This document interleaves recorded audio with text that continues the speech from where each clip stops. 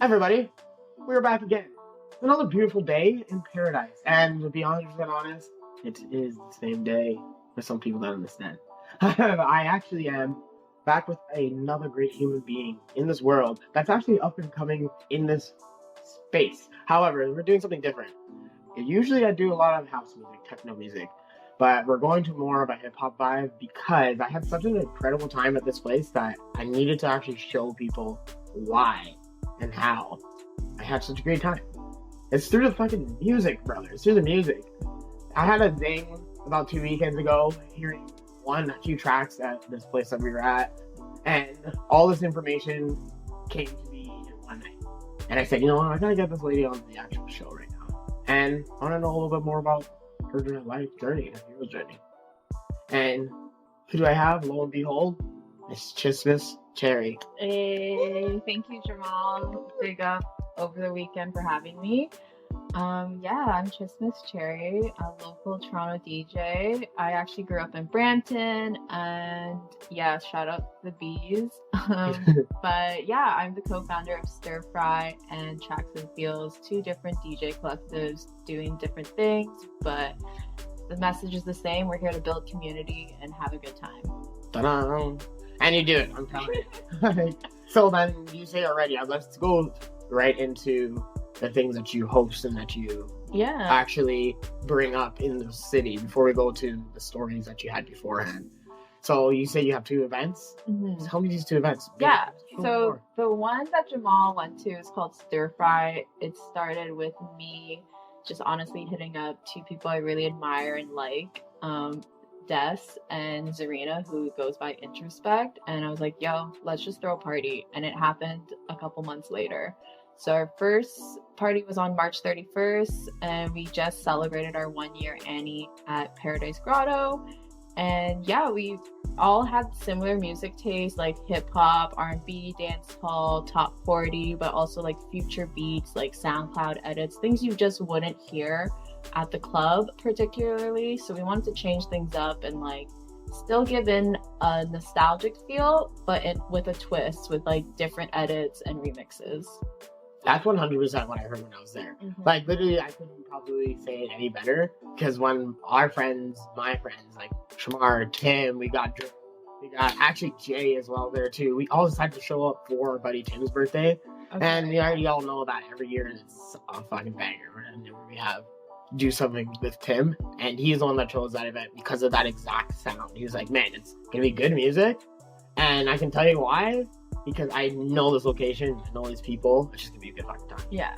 And I was looking for Tim. I was waiting for Tim. I was like, where's Tim? I need to give him a birthday shot. But I did find him at the end of the night. But shout outs to Tim and all the birthday people that came out and also all the attendees. The second collective that I co-founded and organized is called Traxx and Feels. It's more for like the BIPOC queer community.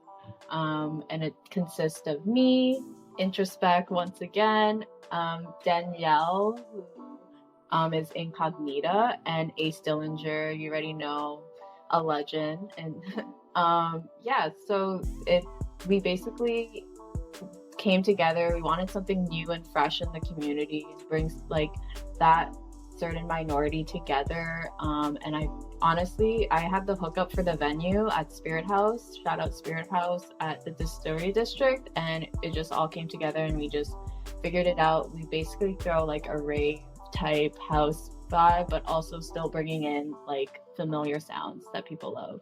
So you're saying you have both tastes in both genres then? You actually like switch at ease. I feel like Traxx and Feels is more like, I can definitely play some more like cunty club sound, like drum and bass jungle, like I can kind of play with that more. Whereas Stir Fry is more like, it's a stir fry, it's gonna be a mix of genres anyway, but we kind of lean more to like hip-hop and rap and like UKG type vibes. So would that be your go-to if you had to choose between the two events? Mm-hmm. Like I definitely have to throw down, like if they both make at the same night for some reason. Exactly. For some reason you set it up like that. If it was set up like that, that would be hard. I would be trying to do both. I would probably open at one and close at the just other. Go to it. That's like, smart, why actually. not?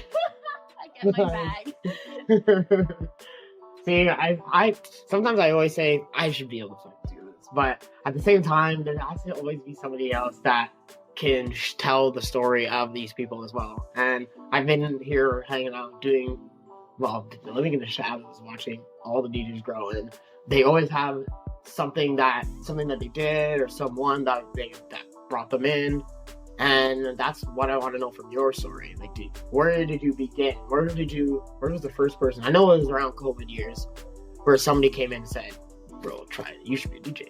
Yo, you know who did it? It was at an intercession. So Chippy Nonstop runs intercessions, and it was actually at the back of a Lululemon on Queen Street West. And she was just having like a little day party, free event, super chill vibes. And then I introduced myself to another DJ. I think her name's Baby Girl, DJ Baby Girl, something like that. Okay.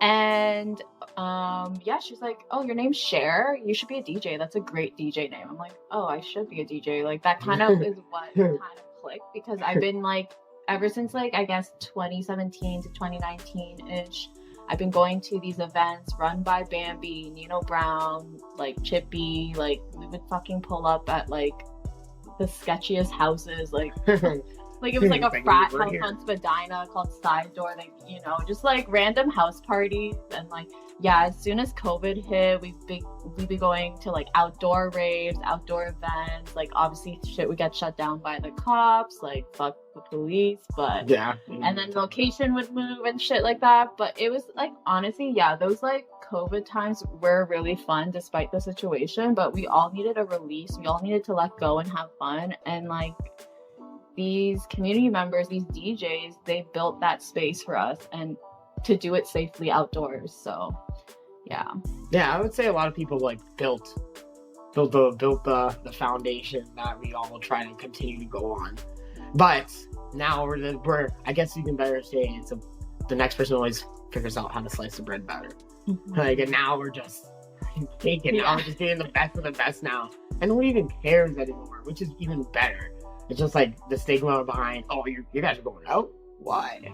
Yeah. Is officially back to its normal stasis. Mm-hmm. And to be honest, I like that way in my opinion, because why in God's name would I be thrown down on the bus because I want to go and enjoy music? Yeah. Like, that's it. Straight up. For real. You've spoken about a lot of places you've been to, mm-hmm. and a lot of people don't know the term or phrase that you've used before. I've seen another interview, you said you called these places third places. Right.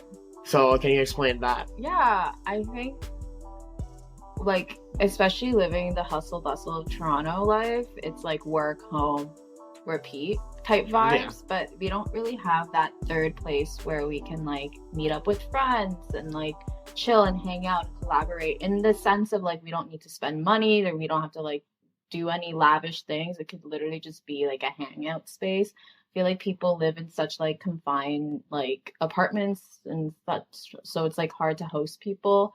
But these third spaces that DJs do provide for like a small fee, like a ticket door or whatever, or like free events, that is where it's at, because that's where you meet new people, that's where you network, that's where you meet like-minded people that like are into the same things as you. And it's like, it kind of, instead of like all this like Instagram like following, and like, you know, you never get to meet these people ever in person until hey, oh, you're this person, like, you know. So it's just like a great way to get outside of your phone and actually like meet people like for real, and actually see who they are, and maybe even grow in a relationship, and whether it be like platonic or not. Yeah, you actually grow it because you're actually with the person, mm-hmm. instead of trying to talk to them. It's so hard to read people's vibes over text and like over what they post. It's just like, it's not like, I mean, I'm sure they're genuine, but it can come off as like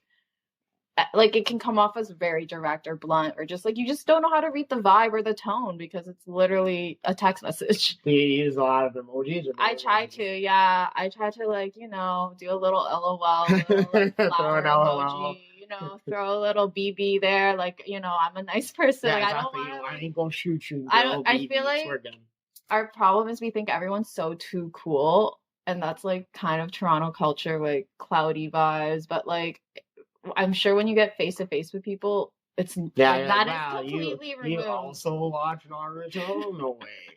Like at the end of the day. Yeah. And that's why I really like the friend group and the social circle that I'm with now, because everybody's just themselves. For sure. Especially when we're all together. We're almost like nobody else exists actually for a second. Until obviously somebody wants to come in or we bring somebody else from the outside inside. We always try to keep with the people that were here, that we came with. Right. But when it comes to meeting new friends, it is definitely hard, especially at the age that we're at now. It makes it a little bit more difficult. So these places actually are almost like, I'd say, important. Because a lot of your friends you meet back in the day in school, literally just school. Right. That's the 100% place. But I'm sure a lot of people noticed after 19, meeting people kind of like tapered off a little bit. Even in college, I feel. But I do have one friend that I keep contact with when him comes to meet him in school, and to this day we still talk to each other. It's just crazy. Yeah. But one guy out of hundreds and hundreds of people. So after this whole thing, then you've done two events, collectives. So what events do you do besides that in the city? Like who brings you in? Honestly, just from putting my name out there and like being active through self-promotion and whatnot, people reach out to me. So like people in my community, like in the queer community, such as New Ho Queen, which is like an Asian-led collective. Yeah, exactly. It's kind of a take on New Ho King, which is a restaurant in Chinatown. Yeah. So they've reached out to me. I'm actually doing Pride on June 28th with them. So they've reached out to me like a couple of times to do like Halloween or like other events and stuff. It's honestly through, just like my wide network, them knowing that I've done events or hosted or whatnot, they like can see like, oh, she'll bring people out. Like she knows what she's doing. And so, it's all through those like tight knit connections where people do reach out, or I'll get like random, like I literally got a random WhatsApp call. And like text. A 12-digit number? Like an actual number, but like I'm not gonna answer random numbers. So like she ends up messaging me. She's like, "Hi, can you DJ my summer barbecue in Aurelia?" Aurelia, bye. I lived there enough. I like quoted her $800 because I was like, it's a 2-hour drive. Like, it's like I have to get there, bring gear, be there for 8 hours, go back, like $800. Like I'm giving you a steal. Yeah, you're actually getting a deal. Like especially in Aurelia, buddy. Find somebody in Aurelia right now. Exactly. And then she's like, like my budget's like 5, but if you can do 6. And I'm like, oh, at that point it's like, oh, do I really want this gig? But I was, you know what? I was like, you know what? It should be fun. She's like, you don't have to play all 8 hours. Like you could take a break. I'm like, you know what? I'm gonna go to Aurelia. Why the fuck not? So you be surprised, like the most random like people just find you. I think it's also just through like saying you're a DJ in Toronto, people like look DJ in Toronto, and then it's like, oh, okay, that person, because like they get lazy, don't want to listen to your mix, they just want to find whoever's like active and like fire, and then they just like Googled in the fire emoji like 3 times, and then your name came up. Exactly. Like, I found the person. Great, you have to spend any time. Like, so then, in that case, now you're saying we're going into Aurelia, you're going a little bit more north. Do you have any plans going east, west? I do have plans to go to Montreal in June. My friend Hooray, who's also a very talented up-and-coming DJ, mainly plays Emma piano vibes, Afro beats. She's in the works to play in Montreal. So if you know anyone, hit me up. I just happen to live in Montreal for 10 years. Oh, really? So I know a few people. Okay. I just need to ask one cousin, I'd say. Yeah. I used to live in Montreal. Whereabouts? LaSalle, then Dollar des Armours. Okay, cool. So the English and then the French side, surprisingly. Right. But I've been there for so long. Well, I've been there for my adolescent years, so I know a lot of the people that I've known there have known there for like over 15 years, I would say. So they're real ones. I have 2 friends that do go to a lot of the events that I go to the point where they even come down to see me. I have one guy that comes to Edmonton with me when I go to Chambeau every year even. Cool. So I do have friends that come around to those cool places. All I need to do is just give them a call. Yeah. Have you been to Moonshine before? Okay, yeah, they're like this amazing collective that throws parties mainly in Montreal, and they have live drumming and live Wow, what the fuck? instrumentalists like while they're DJing. Oh, okay, Which wow, is they're like, DJing. yeah, which is crazy.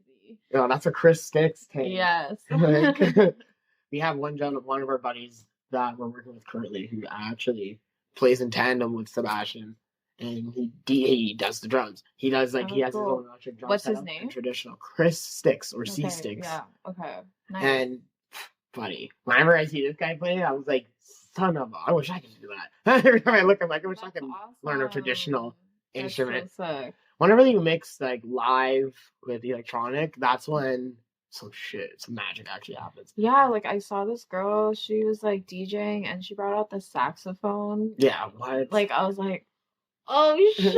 Like, and it's funny, like I've always had that vision, like, because I played saxophone in high school all 4 years, so Yeah. I'm like, yo, I need a saxophone and just like rip It's like and just rip during my set, because like that'd be so cool. I have heard a lot of DJs like do the saxophone DJ thing. Yeah. Like you probably heard of Grizz. Mhm. There's another guy that does it as well. Ash, I believe. But Okay. Ash is more like I think of a trumpet. Okay, Potentially. nice. But all these guys, FKJ, like Yeah, he has like exactly. 6 instruments in front of him. Yeah, everything. And I'm like, what the? And every time I look at that, those are the times when I really, again, say it again, but that's the times I'm always like, dude, if I can teach you how to do that, Yeah. like I can draw, like that's fine, but Mhm. fuck, I don't have music theory. I mean, you can draw while you're doing something. Yeah, imagine. Yes. Or like your roommate's on the desk and you're just drawing the vibes. I don't know. Drawing him as he plays. Yeah. If the he moves a little waveforms. slow, if he moves a little slow, then all right. Yeah. When it comes to the hip hop space, how do you discover new music? Yeah. Good question. Honestly, SoundCloud. Yeah, the GOAT. Yeah, that's the GOAT. TikTok, I find like new sounds that aren't really Trendy? like not like No? about to trend or Okay, trendy. I don't know. okay. Things that I just haven't heard before, and I look in and I'm like, oh, this is a new rapper I've never heard of. Like, okay, let me save that.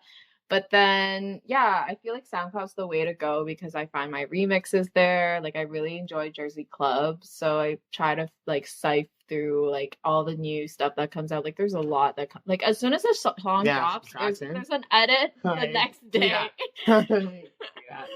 So I try to be on it because I'm trying to like obviously find it's like, you know, in the back in the day you were looking through records. Yeah, it's the same vibe because you want things that other DJs don't have. Yeah, exactly. And then as soon as you drop it, it's like, wait, what is that? What is that you sound? can't Shazam it. I was gonna say one of your buddies, DJ buddies, is like, yo, how you doing, bro? What is that? Why'd you put your phone there? Nothing. Keep playing. Keep playing. You're having a good time. But yeah, I would say also I try to support local artists. So I follow a few like local producers, like Prod by Marie is like up and coming. She's from Brampton as well. She's a homie. Shim.wave, he's also coming up. Like I try to support that and like include that into my mixes if it fits in and such. So it's nice to find like local talent as well. Yeah, it would be so cool to be the other person that plays one song that somebody else hears and they're like, bro, I need both of y'all in right now. Yeah. Fucking fly to fucking Los Angeles. Let's go. Then you end up being like the Weeknd or the next Drake. You're like, goodbye, Canada. Yes. Would you ever consider doing a festival or maybe even like, well, you're already doing, I guess Pride would count as right? Pride's a festival. But in terms of just like, like a music festival, of course, like that's like the next step, I think. But in order to get there, I feel like I need to get into my producer bag. Like, I really want to make my own tracks. That's where I'm at right now. Just got a new laptop, so I'm ready to just like dip in, just get my feet wet, just see what happens. So stay tuned for more. Absolutely. Yeah. EP coming? We'll Q3, Q4. Yeah, it's gonna happen.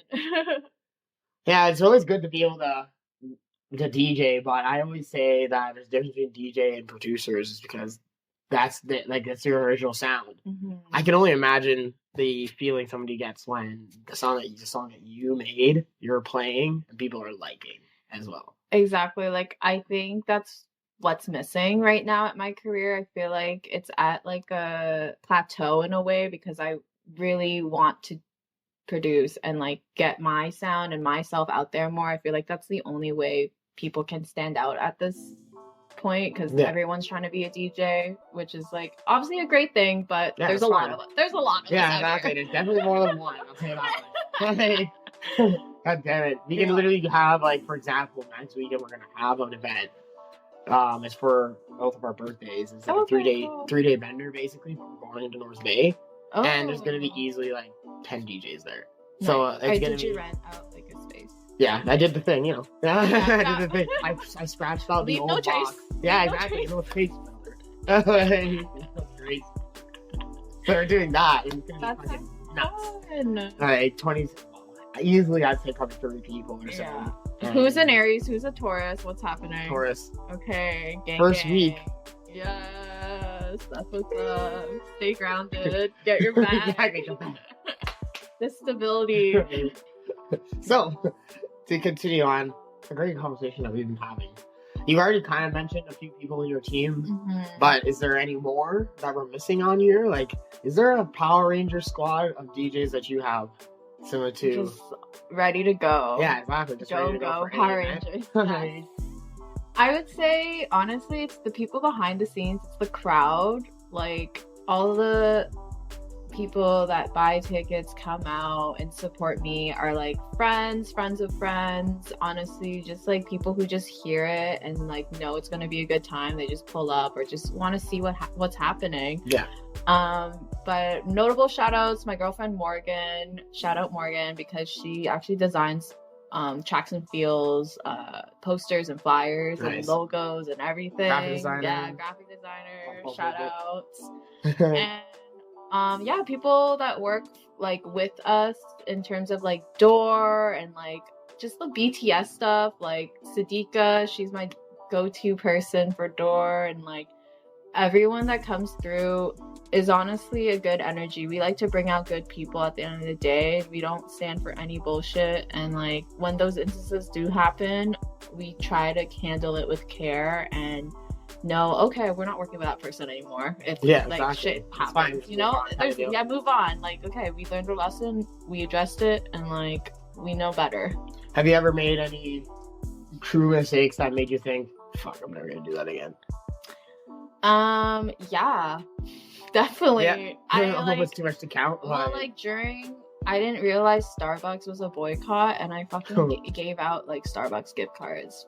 And I was like, oh shit, I'm not fucking do that again. Like, hell no. And I'm surprised, actually. I didn't know that. Yeah, so yeah, boycott Starbucks for real. So other than that, I think we've been pretty good in terms of like, we've never had any horrible instances, luckily. But yeah, I just want to like make sure everyone's safe and it's an inclusive space. I mean, not every space is guaranteed safe, but if we try to do the precautions, the best we can. Yeah, you know, it's always going to be challenging when that happens, but we try to go in positive and put on a good show at the end of the day. Yeah, and then after that, everybody likes it, and that just makes people come back. Exactly. Like that, right? Yeah. I always love the idea of being able to like just go to a place and enjoy myself and do whatever I want there, and then just go home. Like never have to be like, oh, these people are gonna fucking try to stop me, or these people are gonna try to charge me too much. Like when I was, for example, when I was at the stir fry event, nobody knew, but I was on mushrooms. Like it was supposed to be me and my boy. Yo, I didn't even know, bro. You just look like you're having a most because I was like, yeah. But in my head, I'm like, wow, I cannot believe I'm so fucking messed right now. And the music and everybody is like crazy, but at the same time, I think I'm the only one doing this right now. Yeah. I literally scanned and tried to find somebody. I had my one friend wanted to come, but he ended up not showing up. And I remember at one point in the night, actually, there's a gentleman, the tallest bartender that was there. Yeah. I can't remember his name, but fucking, that's a goat. That man's a goat. So I ordered him a regular drink because they're $6 drinks. Yeah. But then I was like, dude, I can afford more than a $6 drink. Yeah. So I ordered a Manhattan, and the whole fucking bar, but basically the whole back of the bar was like stopped. And they're like, dude, what the fuck? This guy's buying. What the fuck is this guy drinking right now? Is this guy a baller or something? literally a whole bunch of people came up to me and were like, what are you drinking? What is this? What is this? And later on, I got another one. And it's just how they made the actual Manhattan. It's like the way they just made the Manhattan, served Manhattan, got everybody coming. Yo, it served in a little coupe glass. It's like when you get a little Right? coupe glass going, people are like, what? Yeah, I'm just like, is that? bougie. Yeah. Like, the epitome of Toronto was that drink, buddy. The epitome of Toronto. Trying to be the best at your abilities. So that is just like one thing that happens when the stars, I guess you can say, align. Do you have a similar situation where like the stars align is just like a perfect night, either as a DJ or as a person just going to see music? Yeah, perfect night. Honestly, oh my god, Toronto has so many good parties. Yeah, so many good parties. Sometimes it's hard to keep up, and I just keep adding to the pile because I just be like, oh, I want to do this there and all. Yeah, this exactly. other Sometimes events. I did 3 events tonight. Yeah, like, but no, yeah, there's definitely been motives where I'm like, okay, I'm doing 3 events in one night. Let's fucking go. Let's go. So you need a little something to carry you on. Like, I guess like the perfect recipe for a good night is like good DJs, good company, and pick your vice, whether that's drugs or alcohol. I mean, when I'm not DJing, obviously I like to have a good time. Like when I'm DJing, I'm like, no, it's profesh. Like I can't be like mixing too much, like straight arrow, like maybe 1 drink or 2, but like nah, like I need to focus on my craft. But let me tell you about this time. I literally went to Juice to see Koreatown Acid, and that's actually where I met. That's where I met my girlfriend too, because we have mutual friends, which was sweet. Then I hopped into her Uber. I was like, "Yo, I'm coming in your Uber," like, because we're both going to the same place to see DJ Swisha, Nino Brown, Young Tish, at 3 Hearts Club on Queen. And then I met up with a few homies. The acid's starting to kick in. I'm like, I'm not taking off my coat. Mind you, it's winter. I'm in a full ass fur coat. Yeah, and you're probably fur coat. Pretty acid too. You're like, I'm like, no, I just know myself, because if I take this coat off, I'm not gonna be able to go to my 3rd event. Like, I need to keep it cool, chill in the back, see what's going on, and like do the black guy thing. And then dip. So I was like, yo, at 2 a.m. I gotta go. I gotta fucking go. And I could not, like, I was trying to figure out my Uber situation. I was like, yo, this is like, it's happening. Yeah. I had to go and then my last event was Coda for Skin on Skin. Oh, and I'm that so jealous. Shit was crazy. It was so wild. It was like, honestly, a night to remember. Fucking crazy.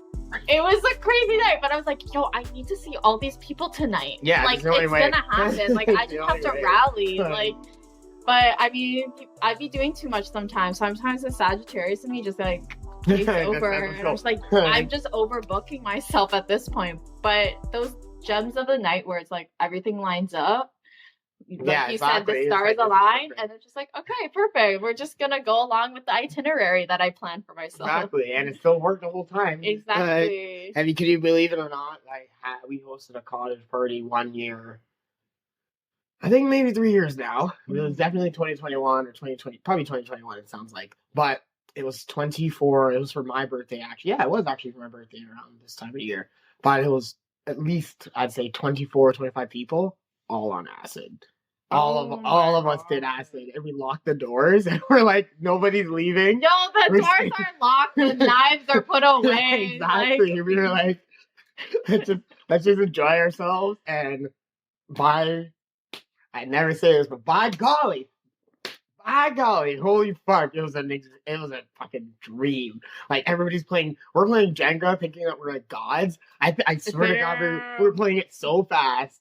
We're playing like regular video games downstairs, upstairs, and people talking. Oh yeah, people just dying of laughter. And we ask them, why are you laughing? And they don't even know what they're laughing at. They're just on the stairs. Mm-hmm. Just on the stairs, just laughing at the ghost that's there. No, video games while on acid is actually a vibe. Like Mario Party, fucking Smash. Oh, Smash! Oh my god, don't even get. Give me the next. I always choose Bayonetta. What's her name? Bayonetta. Yo, this girl surged. She's like, Like, I'm just dead. I was Right. literally dying at her moves. I was like, yo, this is so funny. You're like, this girl, actually, I want to have to be as tall as this girl. Yes. Give me the heels, give me everything I need. Like, She was giving everything. and nowadays, when it comes to Smash Brothers, it's always like a competition. No, people when they say we're gonna pick it up and play, everybody's just like, no, like every time. thumbs stretch, Right, ready to go. exactly. Yikes. Yo, no, I don't know how to play Smash. I'll confess, I literally just button smash. I just love. Well, that does win sometimes. I would say, especially the first games when everybody's still trying to figure everything out. You're just like, how did you win? Yes. What else can you say? I always ask this question to everybody. Actually, Okay. what is the one misconception that people hear being a DJ, and one misconception inside the club? So I guess inside the vibe. Inside the vibe. As a DJ, inside the vibe. Okay. So as a DJ, I feel like the number one misconception is like that it's easy. Because it looks easy. Yeah, because it looks like, let's play. Button smash, yeah. Oh, I know it ain't easy. Next. I look at that shit and I'm like, this is the only one I know.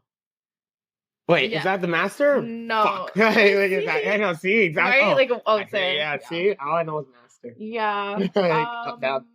I mean, that's kind of what got me into DJing. Because, like, oh, like, they can do it. Like, oh, I can do that too. Like, what?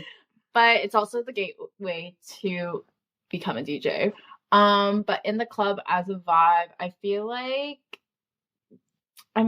this is number one, widely known probably, that people can request whatever they fucking want. Oh yeah, the DJ, biggest one. like, oh my god. Can you play Barbie Girl? Yo, like the amount of weirdest requests, because I also do corporate parties and like weddings and stuff, and like those are kind of a different situation because like this is like a big client, they're like paying for you, so you try to make it work. But if it's a club setting, I'm not gonna respond with this actually has happened. Like someone was lifting their phone and was like playing Bad Bunny. I was like, can you like I mean I love Bad Bunny, but like this is not.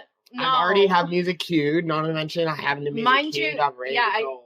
Like, I'm not playing a song that's reggaeton if we're playing like I'm playing like that's completely exactly different. I just feel like people think we have every song known to man. Yeah, that's one thing I do know too. Like, okay, not every goddamn song, so only the songs that I know. Yeah. Like, it's only the songs that are on this little USB here. Exactly. And I've seen some DJs try to like on the computer at the same time download the song, but then I see them like struggling. It's like, no, it's more work. It's more work than it needs to be now. Exactly, but I think people are making like technology is making it easier. Like I saw this mixer. I think it's by Denon. Correct me if I'm wrong, but it will connect to your phone Bluetooth, and you can literally play off like Spotify or SoundCloud or whatever. I'm like, okay, that's dangerous. Yeah, because then the like sound requests will come and pour and like nah. You have a cell phone that just has all of that there. Yeah, exactly. No, but respect your DJs. You know, we're gonna play things you know, but things you don't know that you should be on, because that's like the main our job. The main goal of a DJ is to read the room and see what people are vibing to, but also introduce people to like new music. That's how they did it back in the day, right? Like they bought records and they're just like, yo, I really like this song. Yeah. I'm just going to play it to people, and everyone's just vibing. I've always said, like, one of the words I love to hear people say, even myself, when I'm anywhere hearing any type of music, is when I'm like, bro, what is that sound? What the fuck are they like? What is that track that they're playing right now? What's that sound that's going on right now that's making my ears go, yeah. Like, if I can be anywhere and I can say, I'm turning back, let's go. Like, let's go back to the music, then you know we're fucking doing it. You know we're doing it. Yes. And at the end of the day, what can you do? You know, if you tell them no, I can't play, then they're like, how dare that person? That person didn't even want to try. Like, they don't know what's happening in the veil. Yeah. Like, they don't even want to try and play the music that I want to play. I mean, I get that people want attention and want to be acknowledged, and like, you know, sometimes it's a hard job, you know, you can't please everyone. And I think that's like, DJing has taught me a big lessons on people pleasing, because I'm kind of like a people pleaser, but I'm trying to like change and not do that, and like honestly just play what you want to play. And have hard boundaries on that, because you should just trust your DJ to play what we're gonna play, because that's what we are here to do.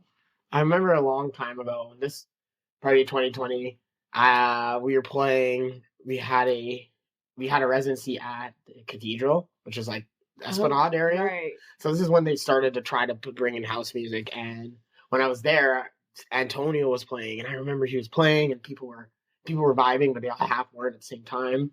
And I straight up went up to him and I was like, Antonio, play what you want to play. Just fucking do it, brother. And it fucking lit up in there all of a sudden. And at the end of the night, I remember him saying to me too, he was like, yeah, I did what you told me, and I just played what I wanted to play. And I tell you, brother, everybody fucking loved it. And I'm like, because that's when the juices are flowing, man. That's when the juices are really flowing. When you're in the mix, but you're in, I guess you can say, putting him into the flow state. Because he is like thinking, this is just the game now. And this is it. This is all I'm doing right now for the next little bit of time. Yeah. And it just became something else. It was just a good time. Yeah. Like, luckily I've been blessed with like open-minded crowds, and it's that open-mindedness that like allows people to take in and listen and curate. Like, we're basically curating a space and a vibe through music, which is very special. And if we can find any sort of connections with people, it's just like a happy, amazing moment. Yeah. So, it's just like a moment in time. I guess yeah. you could say. The only thing I can say before we end this, there's one thing I wanted to kind of bring up. You at one point did I think it said, is it You for Change? Okay, yeah, You for Change, yeah. Yeah, so you ended up being a DJ for that. What is this event? How was that crowd? Yeah. So You for Change it's no longer a nonprofit, unfortunately, but in 2020 era, like it was just after like COVID, things were like opening up. I actually learned how to DJ for 12 weeks. It actually went from in person to on Zoom because I think we had the lockdown. And shout out DJ Elegance. He was the instructor, and he's like, honestly, he taught me everything I know, from scratching to using everything. Like, he was like the old school type of DJ. Yeah, you can tell because he has just DJ and then one name. Yeah. One word. Yeah. That's how you know it's an old school DJ, buddy. So, after I like finished that program, they would just honestly email me all these opportunities, paid opportunities to just DJ like schools, to DJ like people's like conferences, like anything and everything. They sent it my way. They also sent it to the other graduates, and I was just like hopped on, was always game. Like, that was like let's go. Like, I would love to have the opportunity, and that helped me grow as a DJ because those are my early gigs. Yeah, exactly. Like, early days. You know, early days. Yeah. So I really learned a lot on like playing what I like, but also like kind of catering to the crowd because it was like a client type based experience. So, but yeah, like You for Change really started me with my DJ career. So yeah, shout outs to them, everyone involved. Yeah, it was a really special moment. And that's, I guess, from there, that's why, you know, you still try to take people's music, but at the same time, you're trying to steer away from accepting music. It's because at the beginning, that's how you were. You did a lot more corporate events. And now you're straying away. You're still doing them, but you're straying away more in order for you to basically expand. And then become a producer. Exactly. However, there is beyond all the music. I know music is amazing, but there's one thing, one position you are also really good at. That's what I kind of want to end on. Yeah.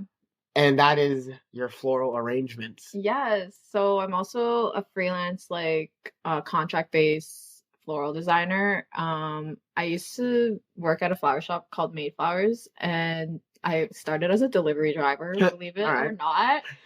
And I really picked up the vibes, and I was like, they basically entrusted me and trained me to work my way as like a florist, and they taught me everything. And it's very tactile, very hands-on, but it's also a different way of like creativity, and like it's almost like I find it like a puzzle almost, because you're trying to make things look visually appealing, and like it's also that same element of like, this is like interior design, this is like gonna make someone's space like more brighter, more alive.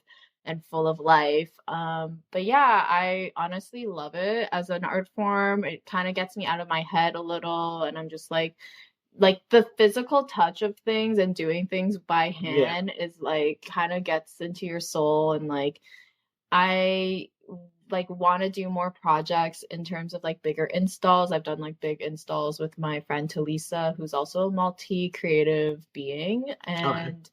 And yeah, like where my next steps with that, I've always envisioned, and it's going to happen. I always envisioned like a space where music and flowers can play and like Imagine. exist in the same space, like in terms of design, in terms of installs. I think it would be like a cool world to step into.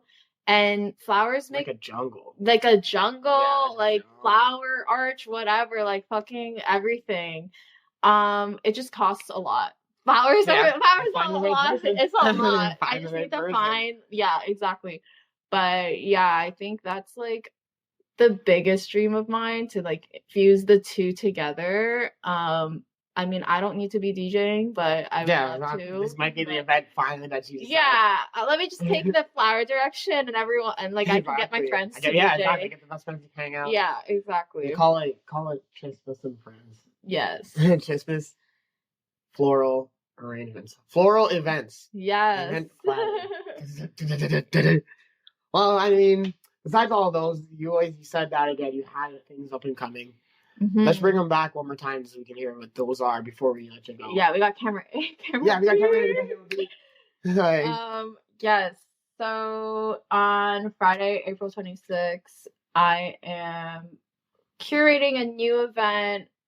Could be a series, could be a one-off, but I honestly would love for you to be invited and come through. It's going to be a Jersey club, footwork, two-step, global house type of vibe. It's called Club Pulse.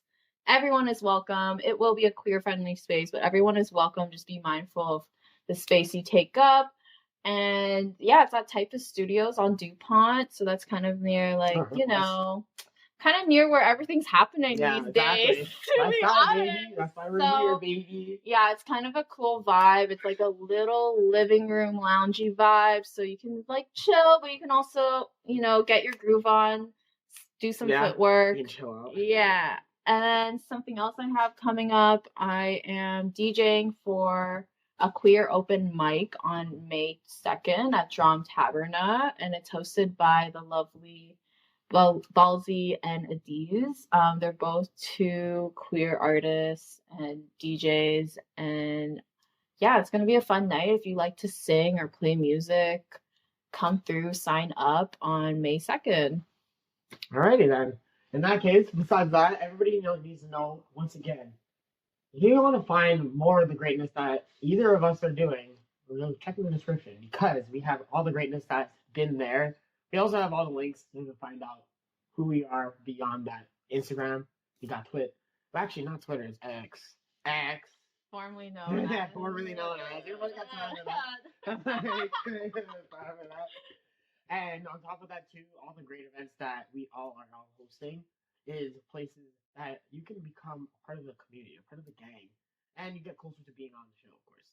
But, Chissmiss, thank you very much. Thank you so much, Jamal. Appreciate you. Can we hug goodbye? Yeah.